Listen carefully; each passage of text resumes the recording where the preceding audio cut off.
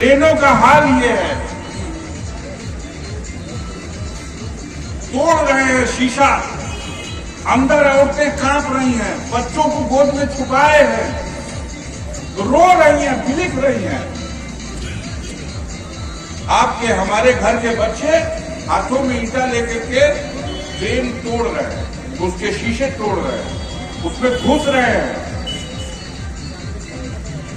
न पुलिस वाले भी असहाय, टीटी साहब, पीसी साहब भी कहीं वर्दी उतार के अपनी काली कोट वाली झोले में रख दिए कि कहीं हमारी भी पिटाई न हो,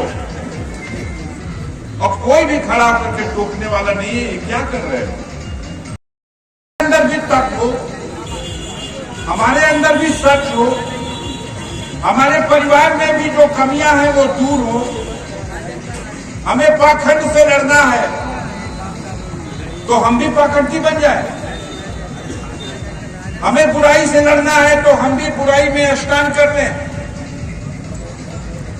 एक ट्रेन आ रही थी, मैंने भेजा है कुछ साथियों को उसका दृश्य। महाकुंभ लगा हुआ है, श्रद्धा का ये पर्व, मान्यता है कि संगम तट पे नहा करके व्यक्ति पवित्र हो जाएगा, पाप धुल जाएगा।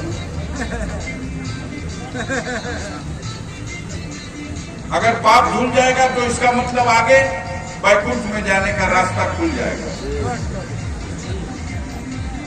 तो जो आलम दिखाई दे रहा है उससे तो लग रहा है कि नर्क में तो कोई बचे ही नहीं और उधर हाउसफुल हो जाएगा।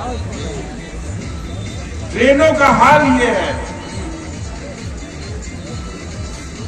तोड़ रहे हैं शीशा, अंदर औरतें कांप रही हैं, बच्चों को गोद में छुपाए हैं, रो रही हैं, बिलख रही हैं। आपके हमारे घर के बच्चे हाथों में ईंटा लेकर के ट्रेन तोड़ रहे हैं, उसके शीशे तोड़ रहे हैं, उसमें घुस रहे हैं। न पुलिस वाले भी असहाय, टीटी साहब, पीसी साहब भी कहीं वर्दी उतार के अपनी काली कोट वाली झोले में रख दिए कि कहीं हमारी भी पिटाई न हो, और कोई भी खड़ा करके टोकने वाला नहीं है। क्या कर रहे हैं? ऐसी स्थिति क्यों पैदा हो रही है? और मैंने अपनी आंख से देखा, सैकड़ों हजारों की तादाद जो थी वो सब 15-16 साल से लेकर के 20 साल 22 साल, सब नौजवान लड़के। और इस तरह का दीवानगी का आलम, ठीक है कठिनाई हो रही है, व्यवस्था में तो इतनी ज्यादा संख्या हो गई है कि लोग अनुमान नहीं लगा पाए, और जो चले गए हैं उनको वापस नहीं पहुंचाया जा पा रहा। अफरा तफरी का माहौल है, गाड़ियों का रोड पर चलना दूभर हो गया। वहां का आलम तो ये है कि आपने सुनाई कचला के मर गए कितने लोग, उसकी सही गिनती आज तक पता नहीं चल सकी। जो लोग वहां से गए लौट के आए हैं वो बता रहे हैं कि अरे भैया गिनला मन का नार भर इतना आदमी मर गया, और सरकार गिन के बता रही कि 25-30 आदमी। तो बड़ी विचित्र स्थिति में है। ये विशाल देश है, दुनिया का सबसे विशाल, आबादी के एतबार से हम लोगों ने चीन को भी पराजित कर दिया। दुनिया में एक के देश रहुए वो के पराजित कर देंगे चीन के, काहे में? विकास में नहीं, जनसंख्या में पराजित कर दिया। अब कई जना सोचो दुनिया कि मुद्रा में पराजित कर दिया ना। ऐसे तो हम अपने आप को कहते हैं कि हम विश्व के गुरु हो चुके हैं, हम विश्व गुरु हैं, हमने दुनिया में डंका बजा दिया। लेकिन हम ये थोड़ी बताते हैं कि हमारे देश भारत के पासपोर्ट की वैल्यू दुनिया में 85 नंबर पर आ गई, 85वीं 85 नंबर पर दुनिया में हम ये नहीं बताते हम विश्व गुरु हैं, लेकिन हमारे देश के मुद्रा की कीमत डॉलर के मुकाबले 88 रुपए पे आ गई।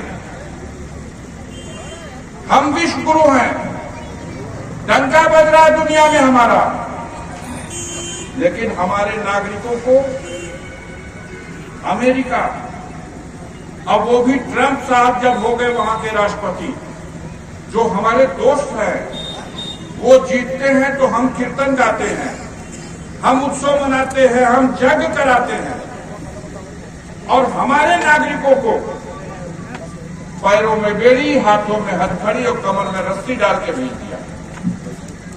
हम विश्व गुरु हैं।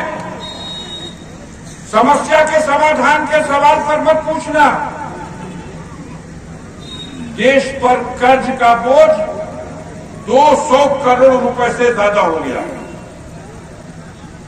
प्रधान जी अगर पूछल जाओ कि अच्छा कर्ज लिया बा तो भराई ना, तो भैया किस्तिया भरत हुआ तो ना, किस्तिया भरे भर तो जुगाड़ लिखे बन पावा, तब बेजवा तो भर दो भैया महाजन को, तब बेजवो भरे भर। इतना कुल टैक्स वसूलने का बाद हमारे पास क्षमता नहीं है कि जो कर्ज हम ले चुके हैं देश के लिए, वो कर्जा का हम ब्याज भर दें। अच्छा भैया तो ब्याजो ना भर पैबा, कर्जों का किस्तिया ना भर पैबा तो देशवा का क्या हो? तो एगो तरकीब सोचले बनी, का सोचले बड़ा, फिरो और कर्जा ले, अब ब्याज भरब लेकिन कर्जा लेके भरब। अब बताओ जितना कर्जा बा वो कर्जवा का किस्त ना दिया, वो कर्जवा का जो ब्याज बा वो ब्याजवा ना दिया, और ब्याजवा में से कुछ देवे खातिर फिर कर्जा ले, अब तब ब्याजवा दे। बताओ कहाँ जाती है, कहाँ जा रहे हैं? और कमाई क्या है? टैक्स, जनता के टैक्स वसूलेंगे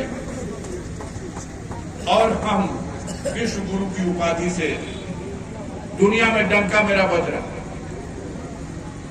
आज आवश्यकता इस बात की है, हर काम सरकार नहीं करेगी।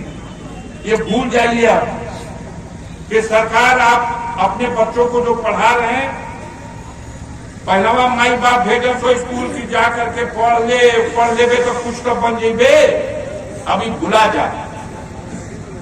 अब नौकरी नहीं मिलनी है तो नौकरी वाली शिक्षा ना, तो कम से कम रोजी रोजगार चलावे वाला तो शिक्षा मिलो। और कौनो दुनिया का रोजी रोजगार के चलावे के होई तो अपना चरित्र उत्तम बनाना होगा, अपना कैरेक्टर का विकास करो। कुछ भी करोगे, गुरु जी क्या करते हो? कारखाना चलाते हो? गुरु जी क्या कर रहे थे? बोलिए, समाज को दिशा दे गए, दुनिया को दिशा दे गए।